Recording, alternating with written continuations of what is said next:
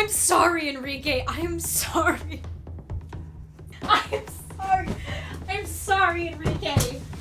Enrique. I have failed you. I'm sorry. I have failed you, Enrique. I am sorry. I'm sorry. I'm sorry. Enrique.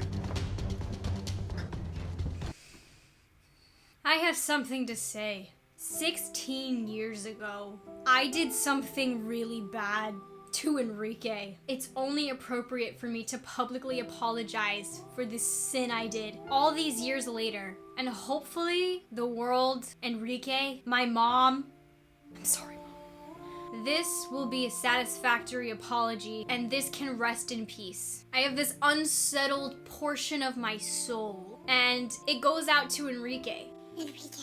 I'm sorry. I didn't mean it. I didn't mean it. I never meant to do it. I didn't want to have to do it. I'm gonna tell you the story about what I did to Enrique 16 years ago. When I was a child, 6 years old to be exact, I was in first grade. And one day we were doing arts and crafts. And during arts and crafts, we had to cut shapes out of paper. And I decided that the scissors were my new favorite thing. And I liked to cut things. And I was gonna start cutting things. And you know what? I steal the scissors from school. First sin. I take the scissors home with me so I can continue to cut things. This was fun to me. And I go into the bathroom. My mom is in her bedroom, far away. She'll never know. I go into the bathroom and I'm looking at my hair. My long, beautiful, healthy, flawless, youthful 6-year-old hair. Not this damaged, fried, broken-ish. No. Flawless, long locks of healthy spaghetti strands hair. And I decide I want bangs. I'm gonna cut them because I like cutting things now. I take one hair off the top of my head, just like this. And I take the scissors and I cut it right here. This is where I cut it. And you're thinking, Ashley, your hair's already that short. Yes, it is karma. Well, this is what you call your edges. These are your wispies. These are your little flyaways in the front. I took a decent chunk. And when you have healthy hair, it is strong and it is firm. It's not wispy like this. It's not little frilly little flyaways. It's like a strong strand. And this hair sticks straight up like alfalfa. No amount of gel was gonna make this strand of hair go down. I put water on it. I tried to make it go down. No. And I knew I was in trouble immediately. I was doomed. And I think maybe my mom won't notice that I did this. And I walk out and I'm playing in the living room. And she comes out and sees me. And she grabs me by the arm and drags me to the bathroom into the mirror and says, Ashley, what did you do to your hair? and she points at my hair on the head. And she looks at me like this. She had those eyes of, I'm about to murder you. And I didn't want to be murdered. I knew as a child. My mom used to tell me daily how much she loved my hair because her hair, like mine now, was dried and frizzy and broken. Because that's what happens when you become an adult. Well, that's what happens to some of us. Some people continue to have nice, healthy, long hair and we envy them. And she always said, Ashley, never cut your hair. Your hair is perfect. I don't want to see you using scissors. And I'm remembering this conversation in my head as she's staring me down. I could feel that there was about to be this wrath coming down on me. But no, I didn't want to get in trouble. And I say, no, I didn't do it. I know it's shorter there. I can see it, but I didn't cut it. It wasn't me. Don't get mad at me. And my mom said, oh, who cut your hair? And I said, Enrique did it.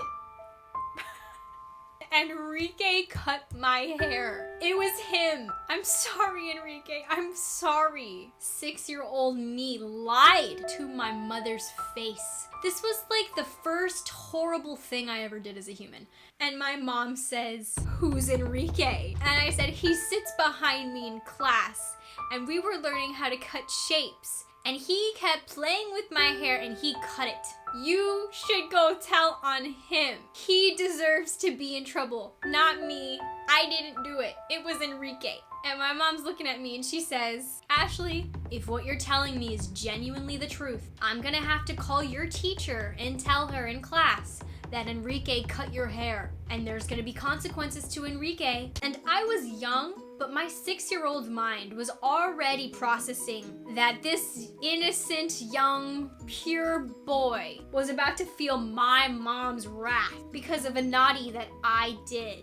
And I had to decide in that moment, who's gonna take the hit? Is it gonna be me or is it gonna be Enrique? And I say, okay, tell the teacher.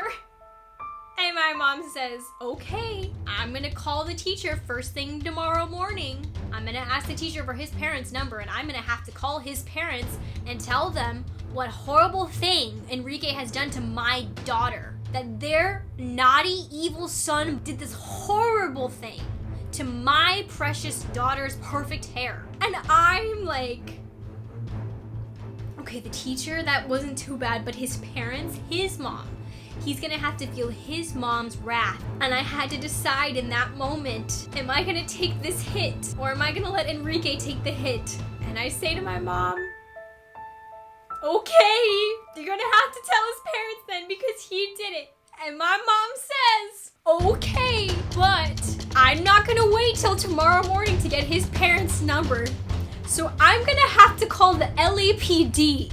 I'm going to have to call the police on Enrique tonight and take him to jail because him cutting your hair is a felony and he is gonna go behind bars tonight. So you're telling me, honestly, I trust you. Ashley, I trust you. I trust that you are truthful.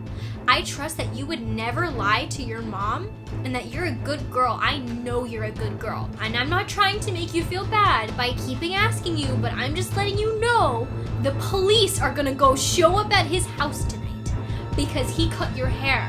This is true, right? I want to just double, triple check with you before I call 911 on him. And I'm sitting there and I'm thinking, I have to decide, am I gonna take the hit? Or is Enrique gonna take the hit? And I say, Enrique, he did it! No, God! I'm so sorry.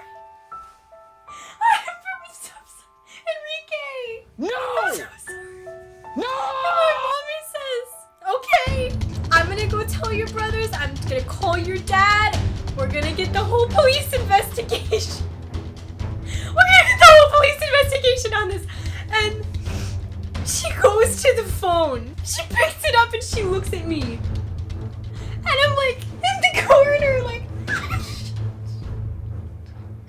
poor Enrique. She picks up the phone and she dials and she says it out loud. She says, 9. And I'm like, and she says, 1. And I was like, Mommy, no! Mom, no! Don't call the police on Enrique! It was me! And she slams the phone down. And she says, I knew it! You are grounded for the rest of your life. You're coming with me. She grabs my arm. She pulls me away. And she says, you were gonna let that poor boy go to prison. And I was like, no. I stopped it. She said, no, you're evil. You're a bad child. Like, you're gonna have to tell Enrique that you cut your hair and you were gonna blame it on him, and I'm gonna let everyone know how naughty you are and you should feel horrible. And I was like, I don't want to tell him. She's like, you're gonna have to tell him. You go to school tomorrow. You march your butt. You march it. You gonna march your little butt down to class. You're gonna tell Enrique that you lied about him and you were gonna get him in trouble. And I'm like, okay, Mom, I'll tell him. So I go to school the next day. I don't tell Enrique. I don't want him to know. And so I walk into class. I avoid eye contact with this poor boy. And I couldn't even look at him. I wanted to cry just knowing the horrible sin I've done to him. Even though I confessed, I still sinned against him and I felt so bad. And I go home and she said, you better have told that boy. I said, oh yeah, I told him, but I lied.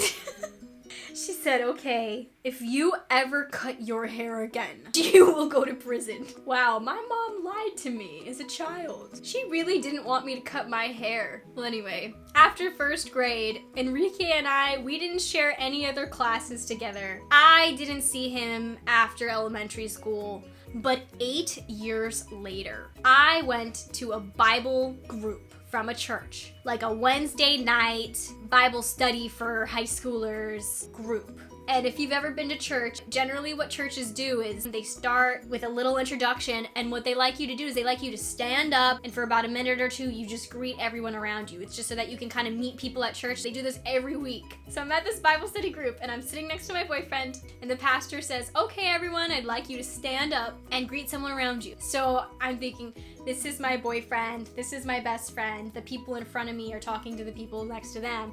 I'm gonna turn around and say hello to whoever's behind me. And I turn around. Guess who's there? It was Enrique. And he looks the same as 8 years ago. I knew it was him immediately because his face hasn't changed. I don't know how. He looked the same. He looked like a bigger version of 6-year-old Enrique. And he's standing there and I'm like, like I felt it in me. Like I had this like vision of my mom in the LEPD. And my boyfriend looks at him and he says, hey, Ashley, I'd like to introduce you to Enrique. And I'm like, hi, I'm Ashley, nice to meet you. And we sit down and I whisper in my boyfriend's ear and I'm like, I know him. And he's like, why are you being so strange? And I was like, I'm not being strange. And I'm sitting there in church. God is looking at you right now. Like, God is watching you. Like, I know he's always watching you, but he's really watching you right now. And I'm thinking, wow, I'm here for a reason, and it's because of Enrique. Like, God has brought me here because I sinned against this boy, and I lied to my mom about it. And then I lied about telling him. And now God is watching me. And Enrique is here, and he's here because I'm meant to apologize for what I did to him 8 years ago. But no! My boyfriend says, did you need to catch up with Enrique or something? That was God speaking through him to me, telling me to repent to this boy. And I said, no, like I lied, like my nose. I knew exactly what I was supposed to say and I didn't. And I didn't want to go back to that church because he went there. And since then, I never came clean. And I don't even remember his last name. He doesn't go to that church anymore. So if you're watching this, Enrique, I am coming clean publicly. And I want to say that I am sorry. And I almost sent you to prison. I know he wouldn't have gone to prison, but 6-year-old me didn't know that. And so technically at that time, I would have sent him to prison. I almost sent you to prison 16 years ago. And I am so sorry. Just spread awareness, like this video, put some comments in there. Maybe if we get it pushed enough, Enrique will see this video and all will be well with my soul. But at least for now, I got some of that out of me and I'll be able to sleep tonight. Go follow me on TikTok and Instagram. I don't even deserve it. Don't follow me. Just don't. Go follow Enrique. He deserves it. He never did anything wrong. Goodbye.